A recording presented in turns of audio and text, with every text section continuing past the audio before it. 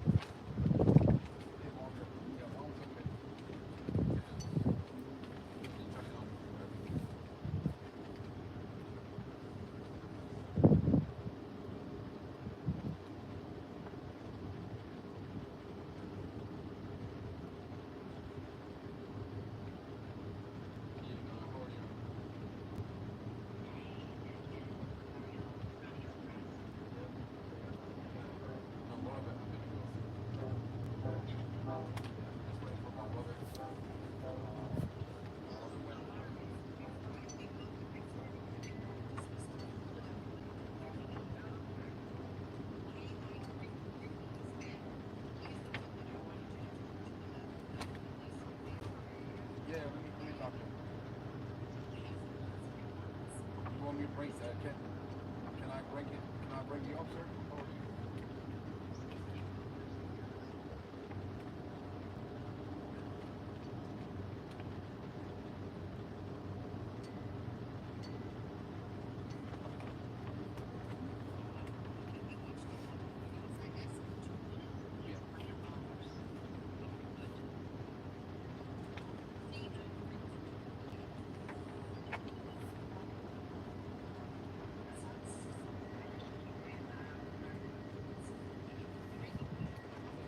can I ring the phone?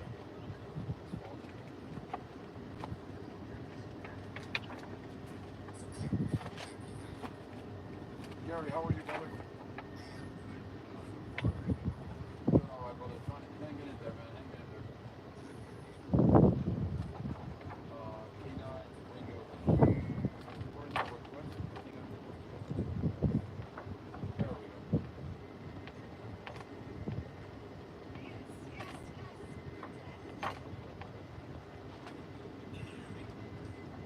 K9, Ringo. How you doing?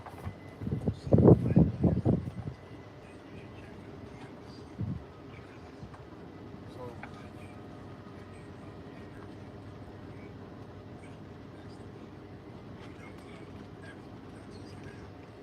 yeah.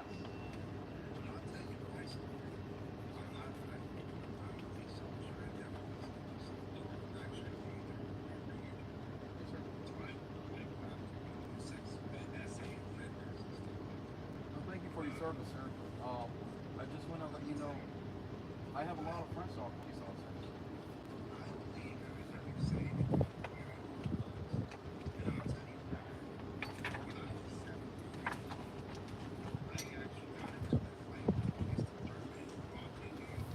Yes, sir.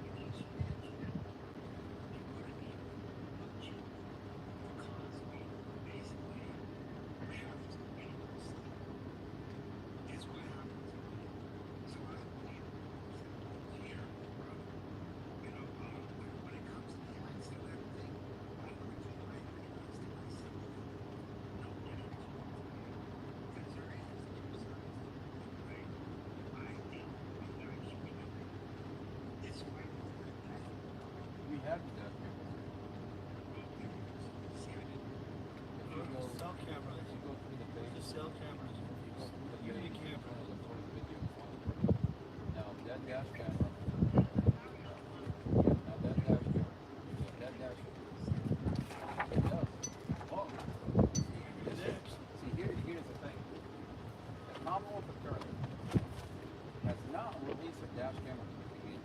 The only reason that this community has a dash camera is after they arrested my brother. After 5 months, they released that dash camera to the lawyer. The lawyer, and they told the lawyer, don't release it out to the community, don't give it out to the family. If the family wants to see the dash camera, the family can sit in your office and watch the dash camera. So what I did, I went on Amazon, bought a pinhole camera. I pretended that I was watching the dash camera, and I recorded that dash camera for the community to see that this police officer, this department, this common law attorney is lying about the whole entire situation. Now this dash camera is a Rexon dash camera. It's a 400. It's an expensive dash camera. Now the Rexon dash camera can see inside the vehicle and outside the vehicle. This dash camera has sound. As a matter of fact, the lawyer, Casey Stevens, I have a recorder of Casey Stevens telling us, I have a recorder, I recorded this, telling us that investigator Robert Drum has the audio to the dash camera. Now why is today the police department telling us that this dash camera doesn't have audio? Now forget the audio. You can watch that dash camera. You see that the whole entire thing is a vehicle accident. A vehicle cuts him off. It's a vehicle accident. Now you look inside the vehicle, there is no argument inside the vehicle. This investigator is saying that my brother had told him, I was arguing inside the vehicle, I was angry at Dorothy inside the vehicle, I know what happened. Now you listen to the audio tape, the telephone conversation, let's talk about something. Now you look inside the dash camera, there is no argument inside the vehicle. Or sound, right? And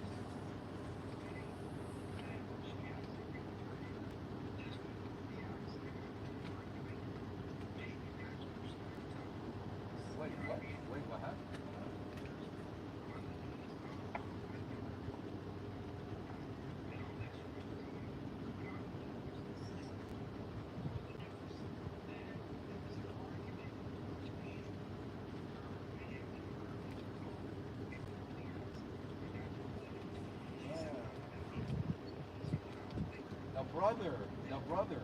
The brother goes on national television. The brother, not the sister, the brother. He goes on national television on day 1, and he says his girlfriend was on the phone with her friend, telling her that Mustafa is crashing the vehicle on purpose. Now, this is before the brother found out there's a dash camera. Now, you watch that dash camera. First of all, Dorothy's not on the phone. She's not on the phone. You watch that dash camera, the brother lied on national television. I'll tell you why the brother lied. You have a police officer that goes up to the brother and tells him, Mustafa stated I was arguing inside the vehicle. Mustafa stated I was arguing with my girlfriend inside the vehicle. Now, the investigator is telling the family that Mustafa stated he was arguing with his girlfriend inside the vehicle. He was angry at his girlfriend inside the vehicle. If that was my sister and a police officer comes up to me and told me that, that's gonna motivate me to say whatever I have to say to put this person in jail for the rest of his life. Now, let's take this a little bit further. The ex-boyfriend. The ex-boyfriend is the same ex-boyfriend that cheated on Dorothy, kicked her out, made her homeless. Dorothy was living out of her bed with 5 kids because of this guy. Now this guy is telling the brother that Mustafa crashed the vehicle on purpose. He was arguing with his girlfriend. He was angry at his girlfriend. This is his narrative. He's on social media on day 1 spreading this rumor. Now, and then the ex-boyfriend in the discovery, he says, I don't know, I wasn't there. This is what I think. Now the brother that never met Mustafa, he was never around, shows up where his sister is dead. You have the police officer telling him Mustafa stated these statements. Hi. The ex-boyfriend saying all these rumors. What do you think the brother is going to say? Of course he's going to lie on television. But the fact that there's a dash camera that shows it's a vehicle accident, that shows there's no arguments. You know, sir, we have home videos. Google Nest, days on days of video and audio inside the apartment. I haven't released that. I haven't released it. What do you think is going to happen? That the prosecutor, the Commonwealth attorney, is hyperventilating in court when the new lawyer said, I have, Your Honor, I have home videos, days on days of home videos that shows Mustafa loves his family. The prosecutor says is hyperventilating inside the court. And this happened a month ago. Now, Mustafa's been in solitary confinement for a year, over a year. Now, we gave those videos to Casey Stevens, the original lawyer. Now we found out, we fired him. September, we fired him. We found out that this lawyer has a relationship with the investigator. That's why he sabotaged the whole entire case. We gave him the home videos. He never told the judge there's home videos. Yes, yes. Yes, did you know that this lawyer, if you look at his first name and last name, his name is Casey Stevens. You will find out that in 2016 that he crashed a vehicle, he had a DUI, and flooded the scene. And he only got 90 days suspended. Now the crash investigator is the same investigator that's falsifying my brother police report today. Now, how does this happen? It's not random. Sir, it's not random. It was,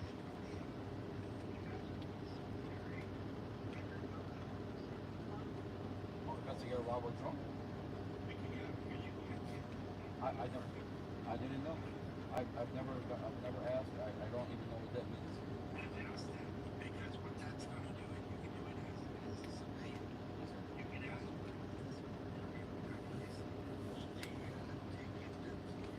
Yeah.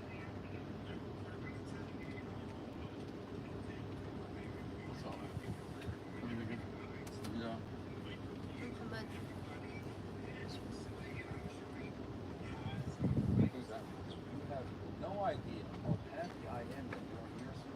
And the fact that you're asking me these questions. See, questions, you know, Ringo, questions are not being asked. The Commonwealth attorney is scared from her own narrative. And my question is, the Commonwealth attorney, she's scared from her own narrative. Why does the community not have the dash cam? You're saying that Mustafa committed a crime.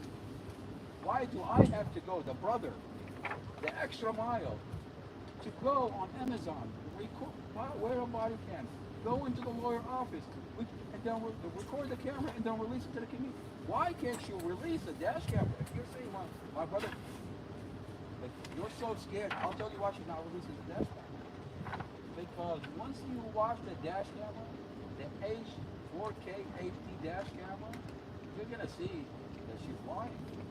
The foundation of her case is her investigators said Mustafa stated I was arguing inside the vehicle.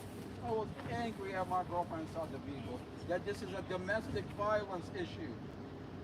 Yes, sir. This is my brother, by the way. How you doing? Yeah.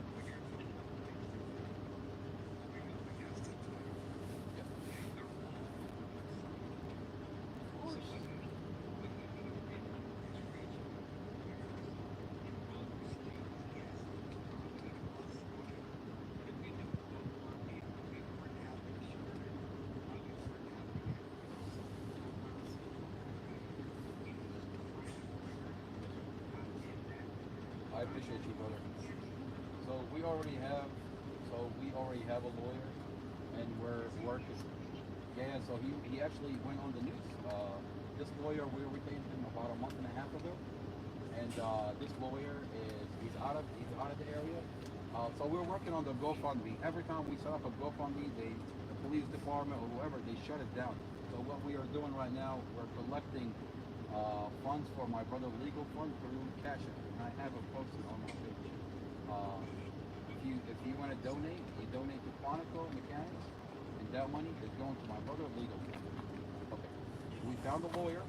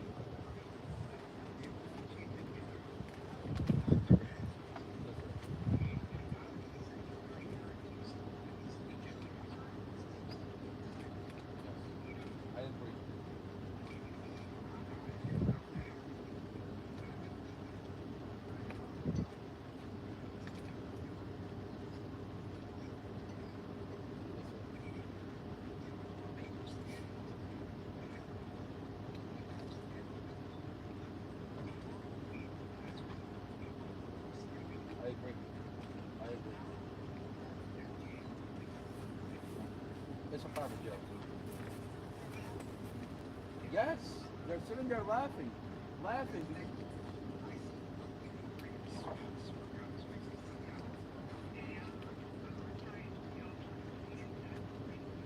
Yeah, thank you for your service. You know, I have this attitude. I'll tell you something. Yeah, thank you for your service. I'll tell you something. I did 2 years overseas. When I got back, all I did, I worked for a Quantico. I started a company for a Quantico, and I took care of junior Marines. And that was my way of channeling all the PTSD that I brought back from overseas, and where I continue to find a way to continue to serve. By taking care of junior Marines. And I hired Quantico Marine military police, and I trained them, and I have them serve as fellow junior Marines on their day off. I had a unique company within Quantico. And I have a lot of friends to all police officers. And those people serve and protect. They wear a badge and a uniform every single day. When I'm standing here in front of the jail, in front of the court, when I talk to these police officers that honor their oath, that serve and protect, that are part of this community, that care about this community. There's a lot of police officers that care. This department, you think this police department is not upset at this investigator that falsified my brother's police report? They're disgusted. They're disgusted because it makes them, it takes away everything away from their hard work. It makes their job unsafe. It makes it lose that trust in the community. This jail is full of correctional officers that care about my brother. Who do you think sneaks my brother food when they take his food away? Who do you think takes care of my brother? Who do you think looks after? There's a lot of correctional officers that care. But there are those that are disgusting, that use that badge and uniform. You know, in my undergrad, we took psychology classes where we learned about psychopathic relationships. And there are individuals that go into careers. Yes, exactly. Exactly. So, you know, this is a community, sir. This is a community, and this community is cursed. This is bigger than me, my brother Mustafa. There's so many people that are hurt inside the jail. When my brother got beaten up and essayed inside the jail, it's interesting that we come forward about information about the internal affairs, and then next thing you know, my brother gets beaten up and essayed inside the jail.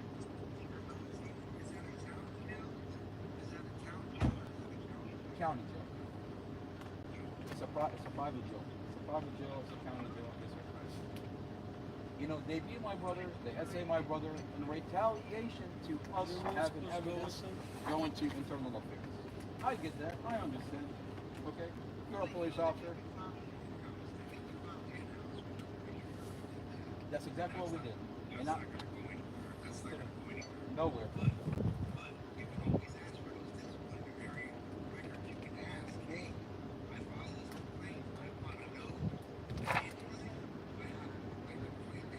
They sent us a letter. They sent us a letter admitting that the police officer falsified the police report. Do you know why they did that, sir? And how much they got for falsifying it? We did. Well, this is what we did.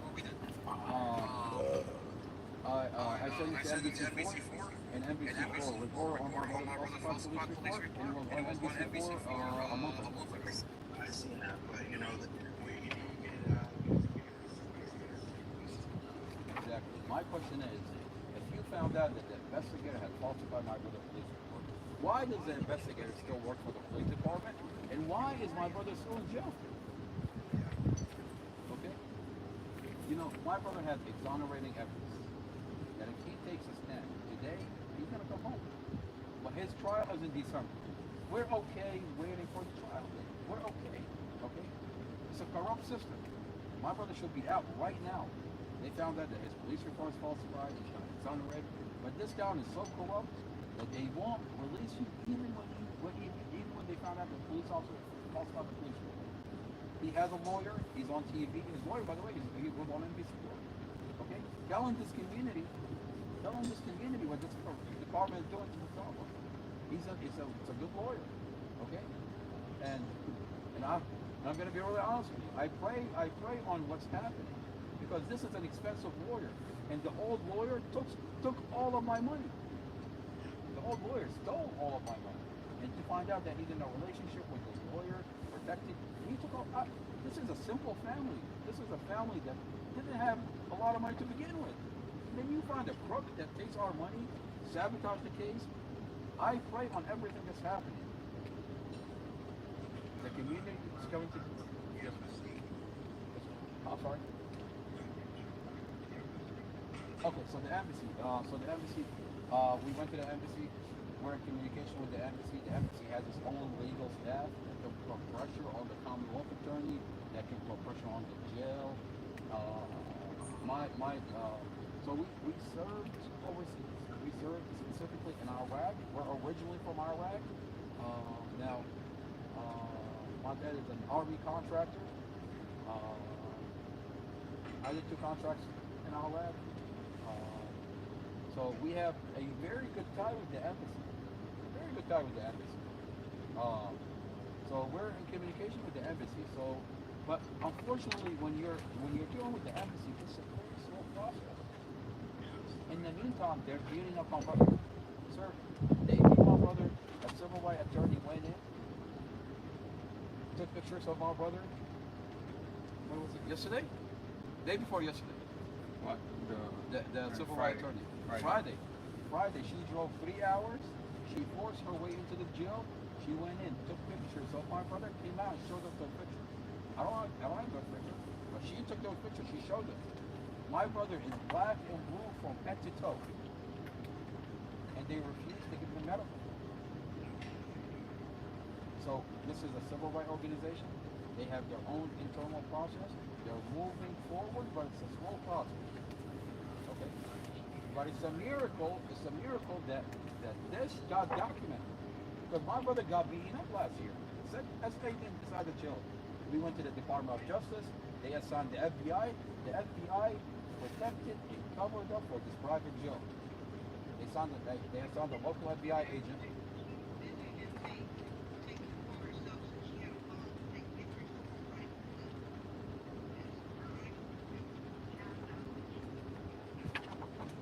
You're talking about the civil rights attorney?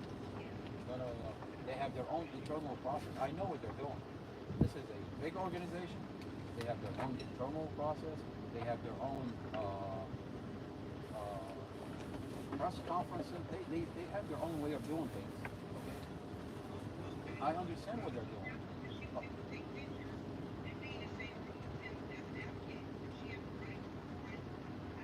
But they're not going to do that. I'm telling you, I know what they're doing. They're not going to do that.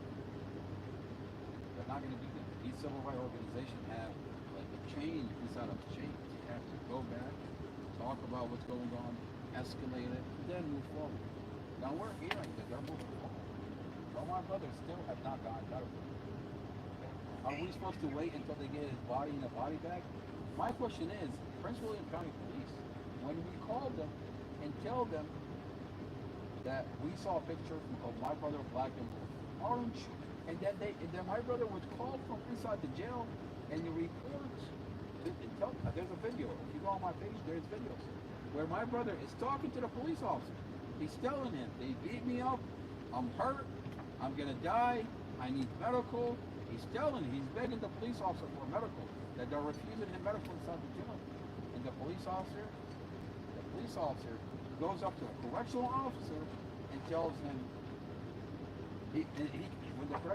when the police officer comes back, he said, we asked him, did you see Mustafa? He says, no, I checked with the correctional officer, and he says he's good to go. Why would you check with the same people that beat him up? Of course they're going to tell you you didn't know. Okay, but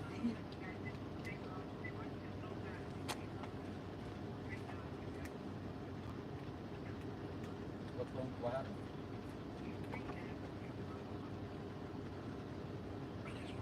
Yes. I think he's talking about Prince William perspective. A local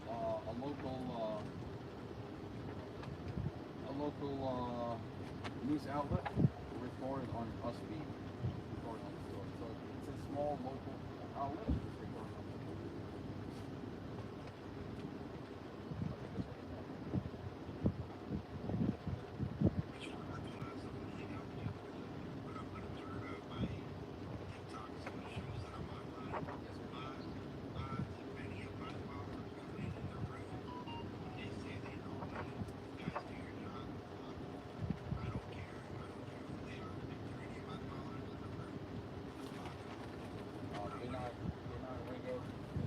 grab something to eat really quick. It's very good having you, sir. I look forward to talking to you again, connecting with you again, explaining to you everything that's happened. It's a mess here. It's a mess. It is.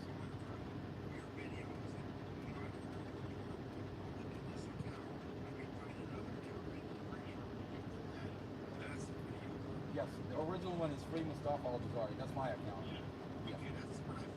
I'm here because the other account, my account, I think I said there are certain words you're not supposed to say, and then they ban you for it. So I can go back live on the 28th.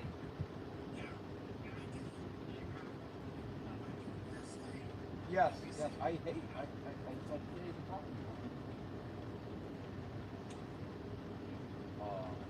Keeping your players, sir. Keep my brother your players. I'm gonna grab something to eat. I haven't ate anything all day. My brother's got here, so I don't forget. I'll be right back. God bless you.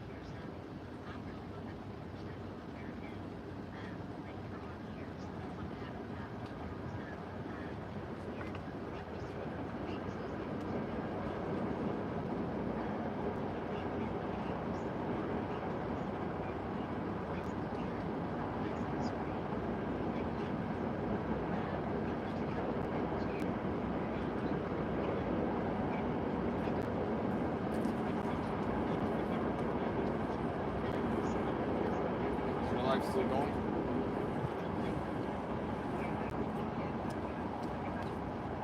I'm not gonna Like an hour. I ran up to 20, 25. Who's on this line? We're all gonna have arthritis, you know, from having screen. Absolutely. It was like 3.4 when everybody on the chat, can you please hashtag NYP share live, Sid March by Kathy, family.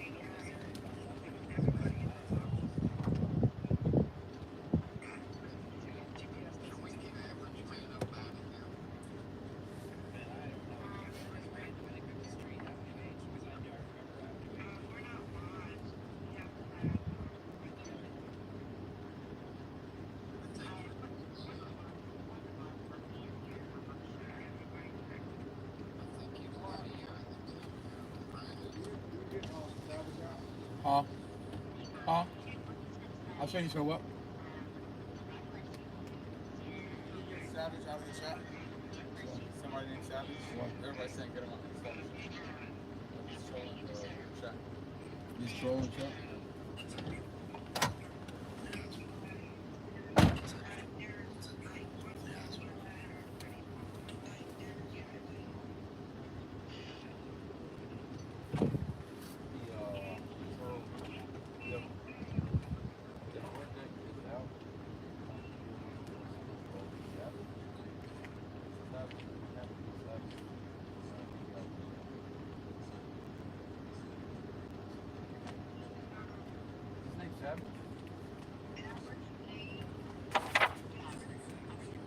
Oh, average. Okay.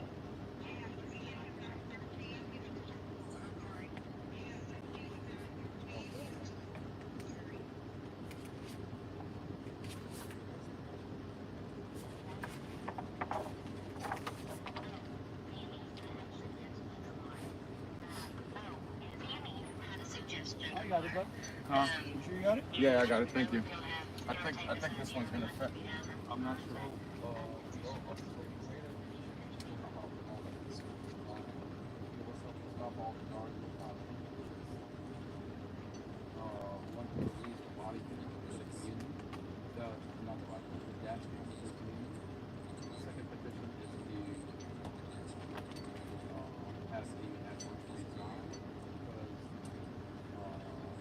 She's moving forward to see on the false light. And two, she's protecting this inmates. So she's looking the other way when inmates are being beaten. This is a jail board. Every time we stop all the noise, there is a petition. It just means we just don't know how to promote it. That's the problem.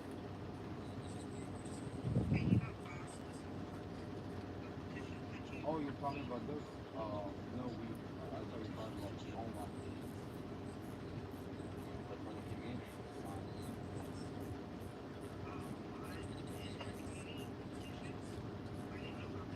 Yeah, so that's what I was talking about. We you know how you go to petition.org, you see the Bible, you can sign it.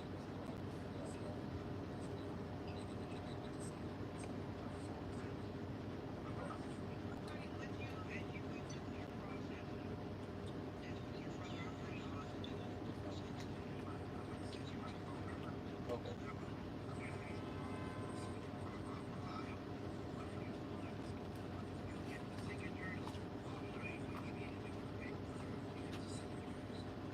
All right.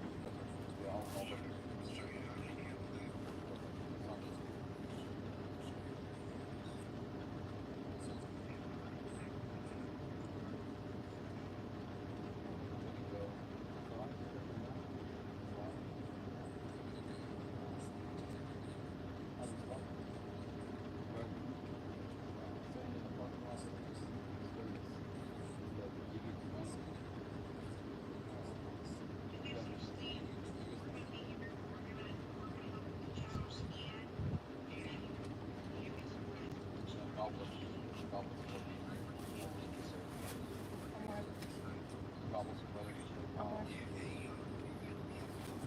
The only question I have, Mom, is we have a mom covered.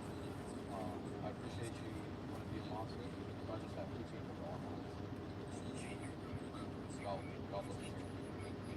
Thank you, sir. I really appreciate you. I can't thank everybody. You know, everybody's in here that makes this whole experience. Like, we're not dealing with by ourselves, especially my mom.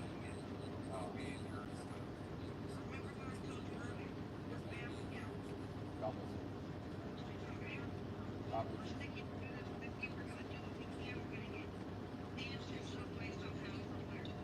God is watching. God, I don't know why I'm here. I don't know why my brother's here. But I largely trust Lord's plan. I know He has a plan for me, my brother, this community. I've never heard about people behind this wall being abused the way they're being abused. I would have never heard about it. The community would have never heard about it. But something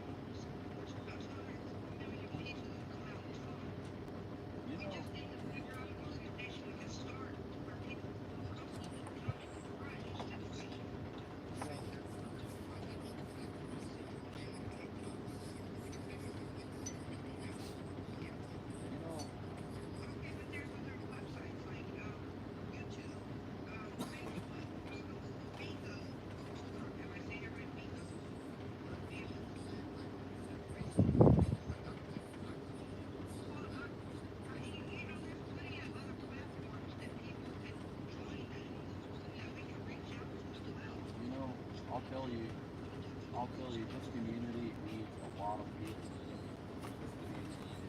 This community is big. When you find out of an 18-year-old kid that doesn't come back to his family because of police officers that use excessive force, beat him up, and when they beat him up, they didn't take him to the hospital. Because those police officers, that group of police officers, they don't want to get in trouble.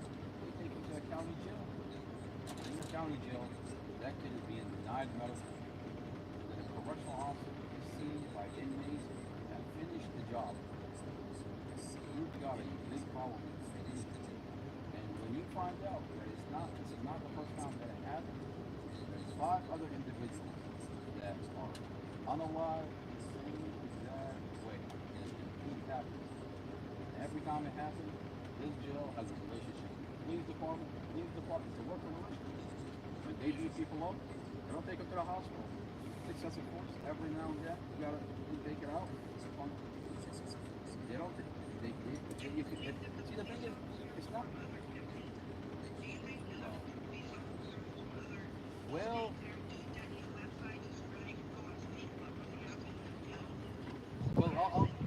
I'll tell you something else. I have friends that are police officers in Prince William County. Why are they not speaking out? They're not speaking out. They're scared. Okay.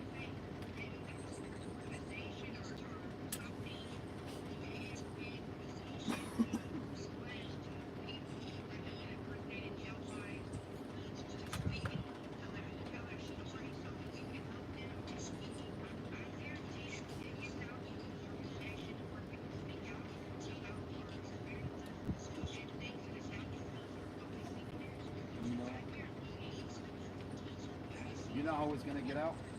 I'll tell you how it's gonna get out. It's gonna get out when you have a giant podium in front of the jail. Look. This is a podium in front of the jail. Okay? Exactly. When the community comes out,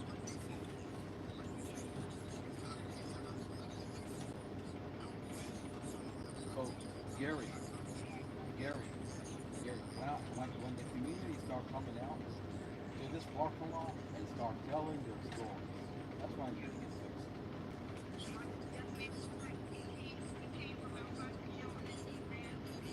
You told the story. Now, I've been doing this exactly. I've been doing this since May 24th of last year. Here and there. It's like take a step forward, take a step backwards, take a step, okay? With the jail, this courthouse, and something out of it. When my brother got beaten up in SA last year, me and my family came out in front of the courthouse. I bought a giant megaphone, and I was talking about my brother. What they've done to my brother. Families start coming together. People hear me talk. A family will come forward and tell me they've done the same thing to talk to. And before you know it, my cell phone number starts going around in South Asia. Now, specifically solitary confinement. Now, I don't get any calls under the solitary confinement. See, this is unique. The only inmates that come forward are solitary confinement. Now, this is what happens. It's really difficult for inmates to come forward. That never usually happens. But these inmates are coming forward. These inmates are coming forward because inside this jail, solitary confinement, in deep pocket, they're abusing them to a level where you can't abuse them anymore. They beat them up, strip them naked, essaying them, deny them medical, and then when they complain, it goes up to Major Herlock. The Major Herlock usually, 100% of the time, shoots it down, and he protects the correctional officer, and he says, the inmate is at fault. Now, what are you supposed to do? Okay? If you're a reporter, you're subjected. Of course they do. Of course they do.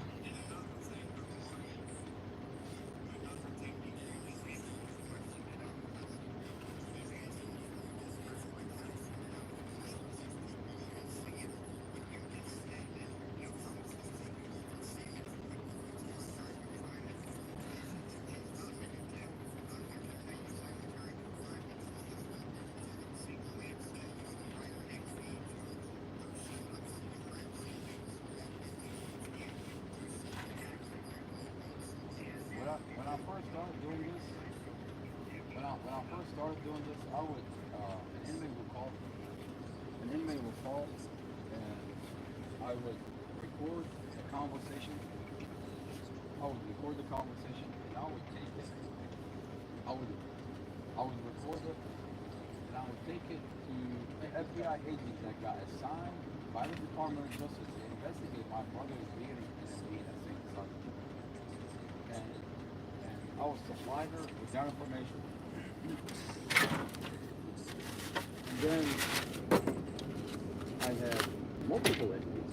At one point, I had over 6 inmates that came forward with the recordings. Now, these recordings are unique because it tells you the time. They tell you the time. The inmates tell you the time, the date, and the name of the correctional officer. And all that FBI agent has to do is go and verify with that camera and that jail. The camera inside the jail.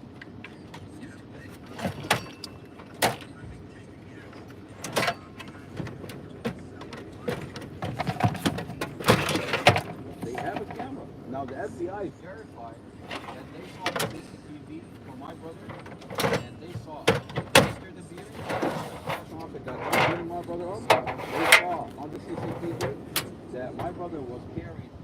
Supervisor Huckle, Special Agent Supervisor Huckle, told us when we were inside the building. He said, on the CCTV, you see that correctional officer carried MUSTAFA ALJAZAIRI unconscious from one cell into another cell.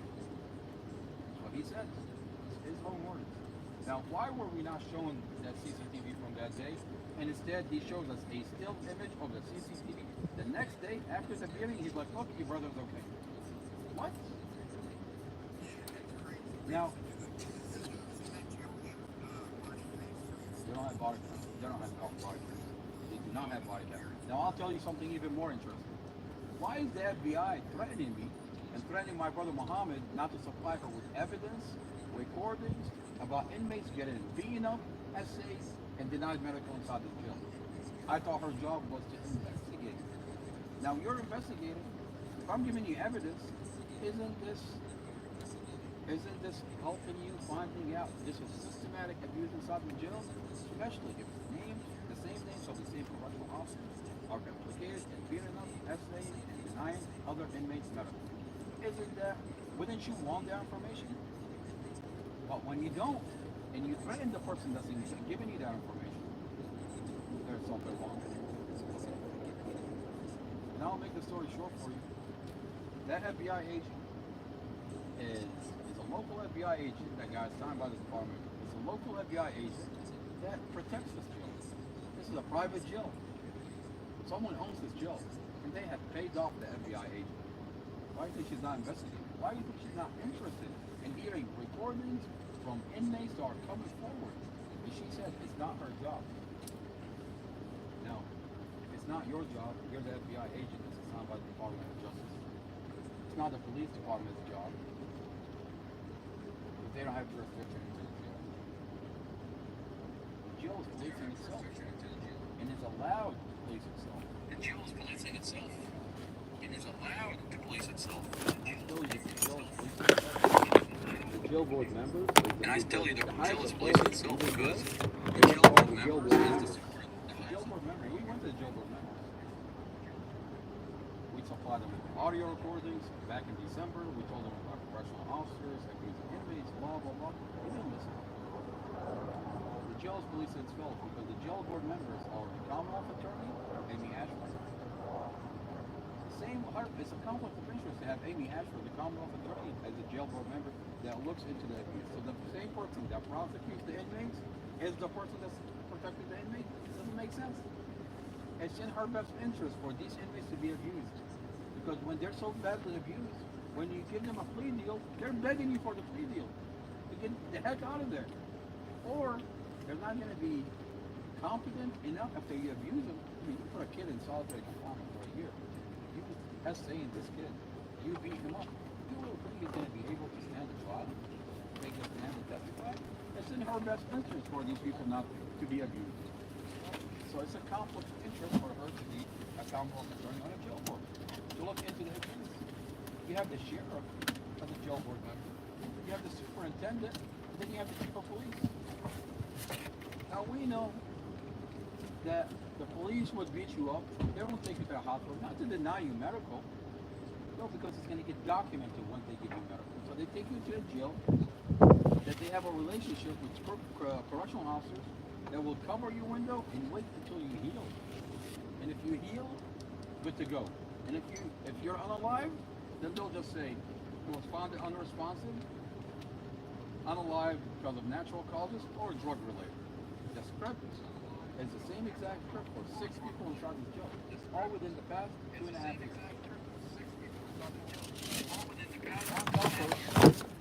An 18-year-old kid is beaten up by the police, taken to jail, not to the hospital, to jail. They covered his window, and he was heard by inmates to be calling out for help. He wanted medical. They refused to give him medical. The jail says the kid was found unresponsive on Thursday, the 28th. He was found unresponsive by a court transport officer. Not a correctional officer, a court transport officer. He had the court that day. He was found unresponsive. Now inmates are saying the day before, now this kid, when he was taken to jail, they covered his window.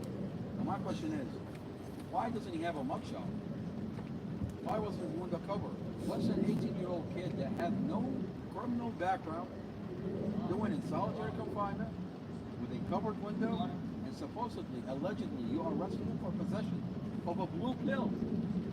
That's the possession, a blue pill. That blue pill was found in his car. So what's he doing in solitary confinement with a cover on his window? I'll tell you what he's doing in solitary confinement. They beat him up. He was so badly hurt, they couldn't take his mugshot. So they threw him in a cell, he covered his window, hoping that this kid was going to heal. Now when he wasn't healing, a correctional officer on Wednesday is seen, a correctional officer finished the job. That correctional officer is seen on Wednesday by inmates. They have gone into this inmate cell in the afternoon time of March 27th and come out, and a loud thump is heard inside that cell. That correctional officer will come out with a distraught, confused, scared look on his face. And he was sitting in front of the cell for a while, cell 9 people. One compost cell. No, because I have the little girl in there. Sit there for a while. I don't want the gas. That nurse goes in by herself without a correctional officer. She breaks policy. In solitary confinement, you're supposed to have a correctional officer that goes in with you. Escort you into that cell. You're in solitary confinement, maximum security. You can't break policy unless this inmate is unalive, is already unalive, or is so badly hurt that he's beyond being a threat. He's not a threat. She goes in, she wasn't there for too long, she leaves. And then correctional officer Eric Lindsay would call in for backup. 2 correctional officers would enter the cell and start cleaning out that cell. They start taking out a lot of stuff. Now the jail says there is no foul play. This is foul play. When you start taking out a lot of stuff out of that cell, this is foul play. Now, they broke policy because you're supposed to handcuff an inmate, shackle his feet, take him out, and then start cleaning out that cell. They broke policy. The only reason I can assume that they did not take this inmate out, either he's unalive, already unalive, or is so badly hurt they didn't want that camera in the hallway to see the condition of this 18-year-old. Now, this is foul play. So when the police department says there is no foul play, the jail says there is no foul play, and the media runs with it. Now, Detective Anderson is investigating this 18-year-old kid. Why is it after 15 days he questions the inmates that has a vantage point into that cell? 15 days? And he questions those inmates only after we leaked out the voices of the inmates that came forward. The media, I recorded, an inmate came forward, his name is Rodney Ward.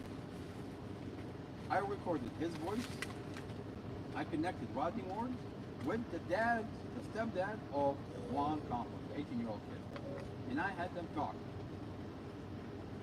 This inmate told the stepfather everything he saw. I recorded that conversation. I didn't publicize it. I sent it to Julie Carey. And I told Julie Carey, ma'am, here with NBC. I haven't released this audio. What do you think would happen if I release it before you were born? Within the same week, she reports it. She goes to the family, she starts. Well, she puts it on NBC. Now her narrative is slightly off. She makes it about an 18-year-old kid dealing with drugs instead of a jail unaliving an 18-year-old man. It's off. She doesn't talk about the inmates that he told. Well, that's okay. At least she report on her. Now, I publicize that. After Julie Carroll reports on that, I publicize that information.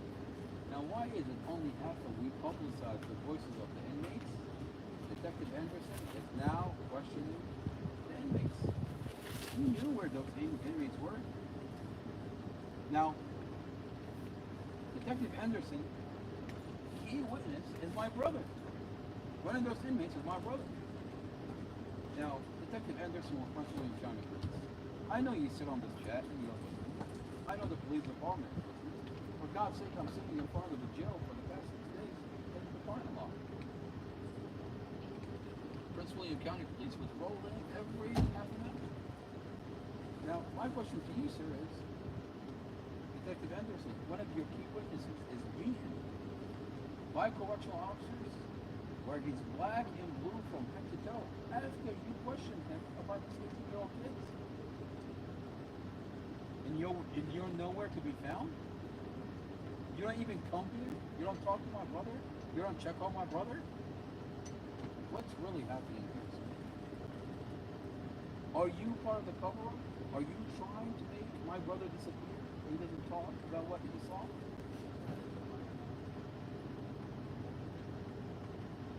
I think this police department has a lot to answer for. Some of them need a shepherd. And it's going to come out. I think we were ordained to be here. We have to be here. The community is going to come here. My brother is black and blue from head to toe. Because he could not sleep at night not telling his mom what he saw happen to her kids. God is watching. God is watching all of us. God is watching me. God is watching my family. God is watching what's happening to my brother. God is watching Jill. God is watching this community. God is watching this community. This community is coming together.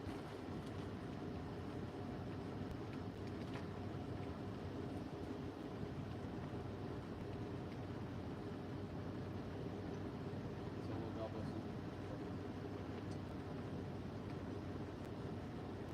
Margaret, God bless you. We're going to continue to be here and pray. Pray for my brother, my family.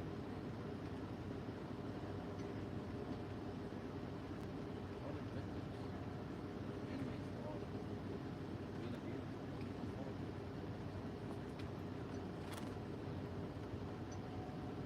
We're going to pray for this jail.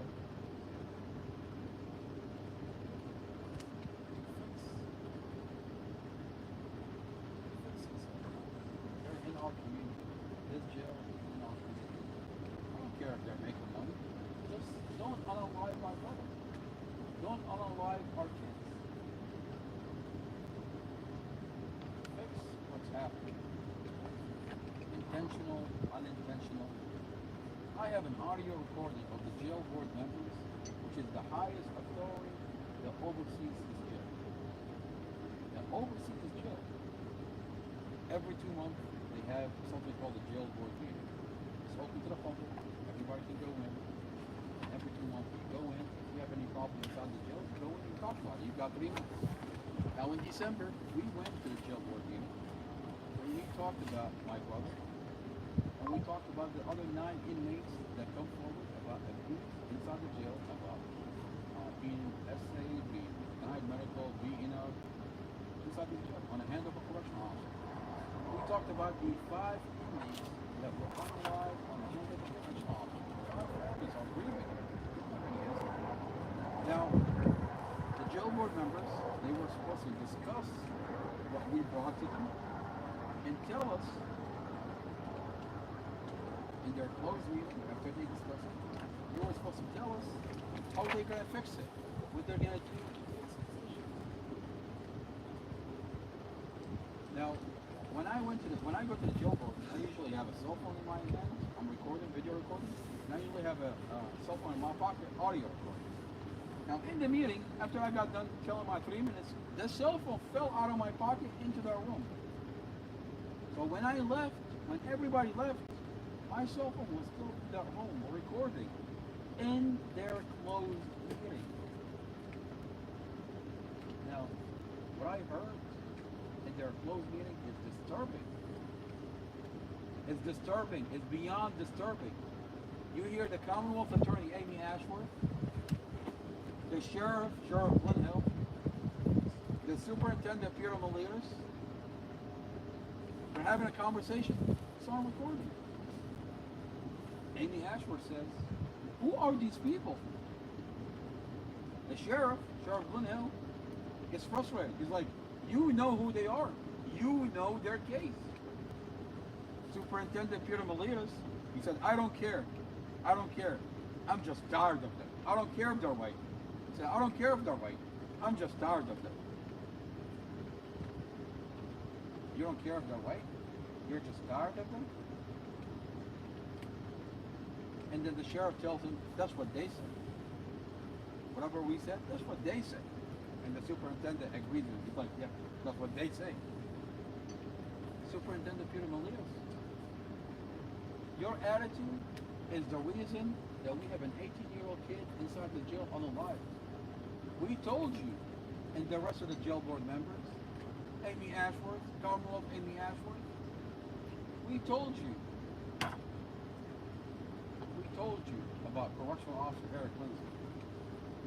We told you about Correctional Officer Eric Lindsay, how he's implicated in getting beaten up, essaying inmates, denying inmates medical, and other correctional officers are doing the same. But because of your attitude, I don't care if they're right, I'm just tired of them. Well, because you're tired of them, sir, a mother is grieving the loss of her son.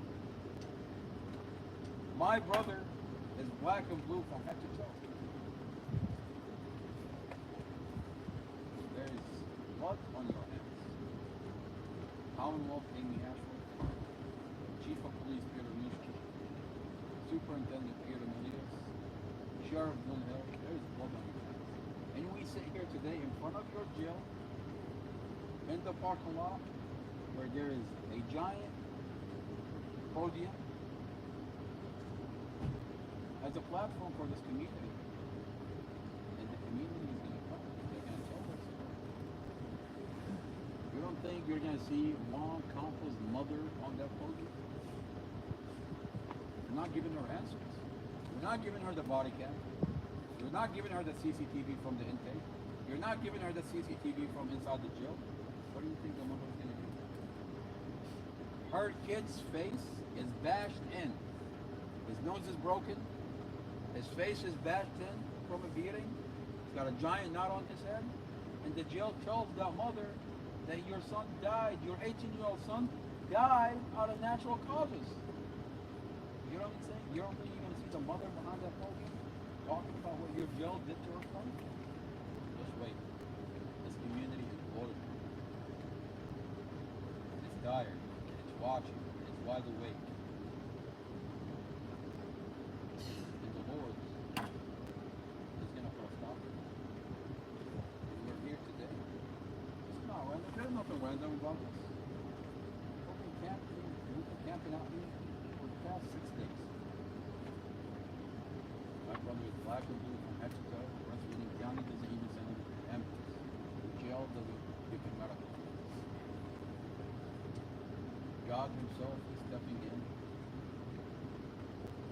He's going to take care of my brother.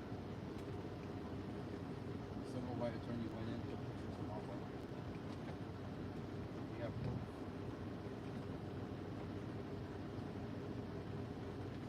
They're working on it. The jail's not going to be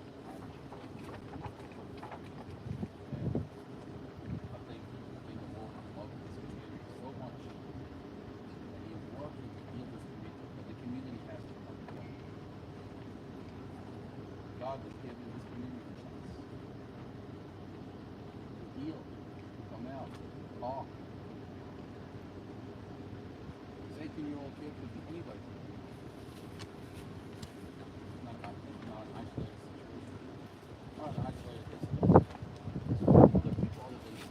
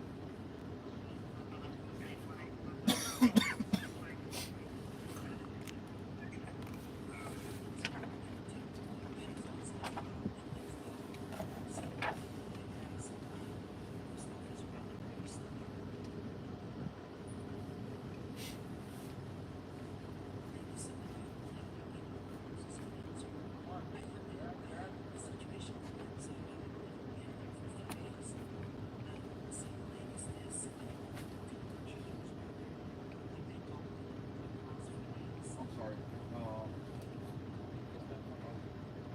You said have we talked to the work for since the last time that you saw him on video, he was talking to the officer.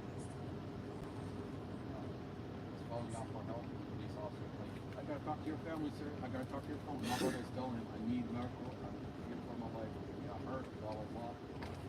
The officer is not even going. We got it's on camera. We talked to a correctional officer. Good to go. Good to go. Good to go. We can go and do a little check on him. So we have not heard. We're here. Yes, sir. So they took his visitation, they took his phone privileges, and his commissary.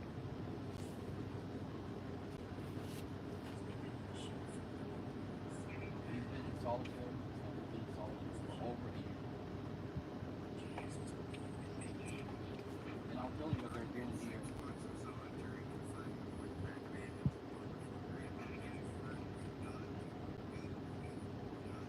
What they're doing here, there's nothing random about the way they're treating my brother. They want my brother so bad with her. The way they beat him up, the way they essay him, the solitary confinement, they want to create an environment where he's not going to make it to the end. Because he's going to end up testifying against a police officer. He has evidence against a police officer that falsified his statement on police report. Now, I didn't cover this earlier. I have the 72-page discovery. Now, with the 72-page discovery, you find out that his girlfriend and the 5-year-old baby the police department decided to ground transfer them. And they said they ground transferred them because they said they were stable. Then 3 pages later, you find out that they were not stable and they should have helicoptered. Now, my brother was helicoptered. My brother was in a coma, and he was helicoptered to the hospital. Now, why didn't you helicopter Dorothy Empress? Because they made the wrong mistake. And it's all in the discovery. Now, my brother police report, because of that mistake, because that police department made the wrong mistake, my brother police report had to be falsified. His vehicle had to be crushed. We have pictures of the vehicle at the scene after the accident, and we have pictures of the vehicle inside the police department. It's all on my page. Dude, look at it. Go look at it.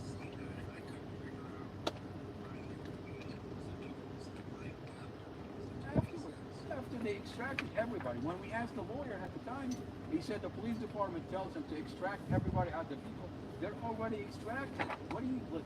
So they crush and stage the vehicle to make it collaborate the falsified police report that this is a head-on collision. Now the insurance company reconstructed the whole entire accident, and they found out that my brother has cleared every vehicle to avoid an accident, and a vehicle had T-boned him. The SUV, my brother cleared the SUV, the vehicle T-boned him. And that lady, huh? Thank you. But why in the discovery it said the head-on collision? My investigator Robert Trump. Why was the vehicle? Exactly. Why was the vehicle crushed and staged? Okay, they crushed it.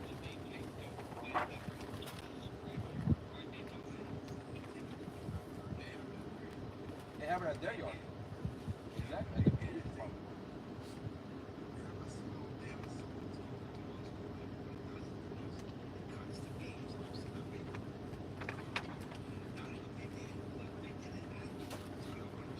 No, I'll give you something better.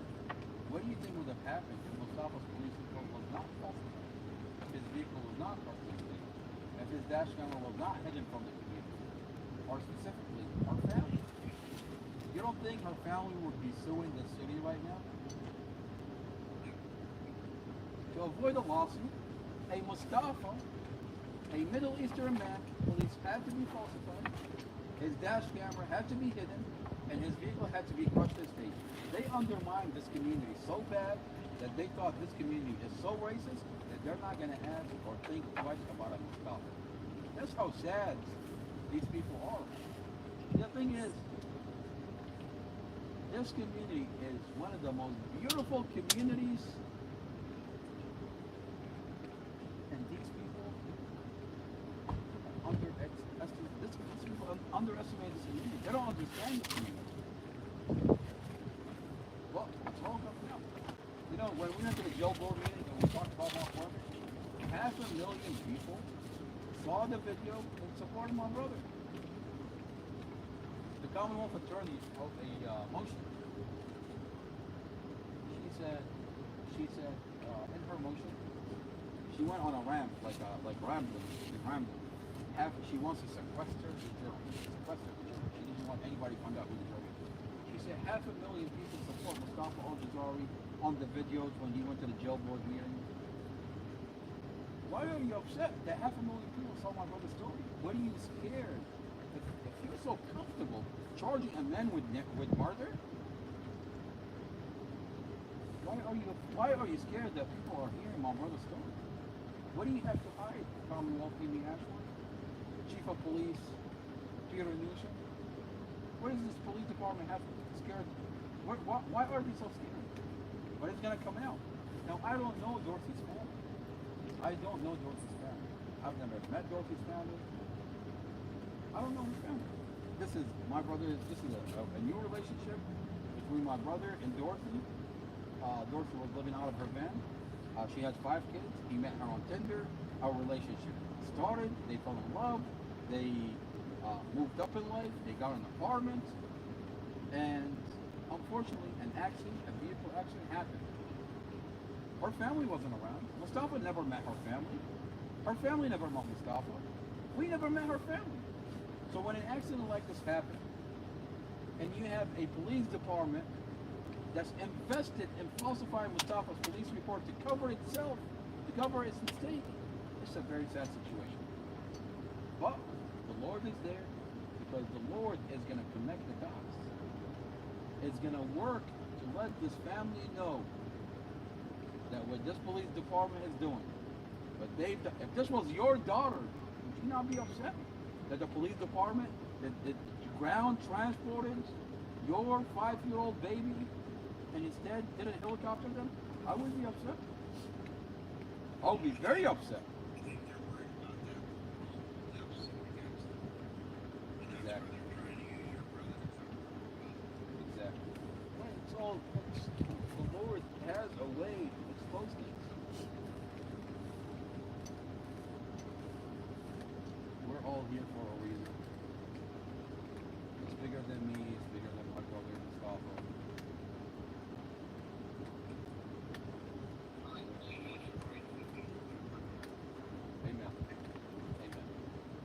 Muslim, but I believe in Jesus Christ. I believe in Jesus Christ. This is my religion. Doesn't matter, brother. It doesn't matter. It doesn't matter. I'm 38 years old. Brother, I served 2 years in Iraq. I learned to step outside the box. And I'm going to be real honest with you. I do not play. I do not play. You know why I don't play? But I have a strong relationship with them. I have a very strong relationship. But I stopped playing. Something happened when I was overseas. The Lord is working through me. God is working through me. Okay? I have a very strong relationship with Him.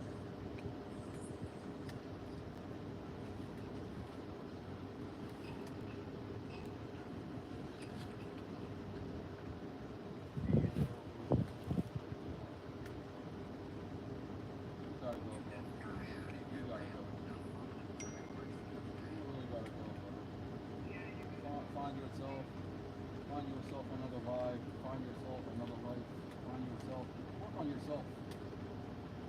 I'm here in the parking lot watching my brother get unalived on the end of a private jet. And there's nothing I can do. Oh, God is there. God is there. And the same God that protected my brother in that vehicle accident is the same God that protected my brother during the beating and the sexual assault last year. And the same God that is going to protect my brother through this beating, and He's going to bring him home. That's my faith. This is the kind of relationship I have with God.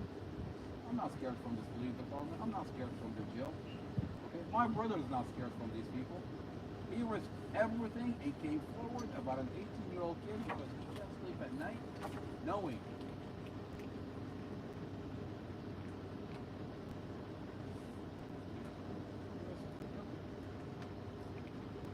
he's black and blue, or Mexico cover.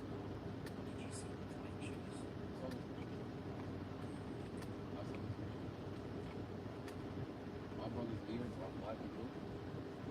My brother's elbows are black and blue. His kneecaps are black and blue. His ankles are black and blue. His feet is this big, swollen. That attorney says he couldn't even take off his own socks. I had to take off the socks for him. I had to take off the socks for him. Take pictures.